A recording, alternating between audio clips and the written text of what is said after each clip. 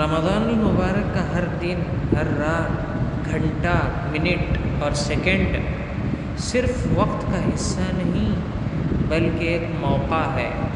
بسا اوقات رمضان کے مقدس مہینے کے کسی ایک لمحے میں انسان جس چیز کی تمنا کرتا ہے اسے حاصل کر لیتا ہے۔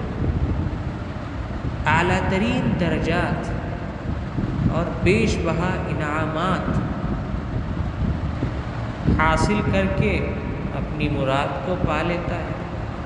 تو رمضان المبارک کا مہینہ سرمایہ کاری کے اور استفادے کے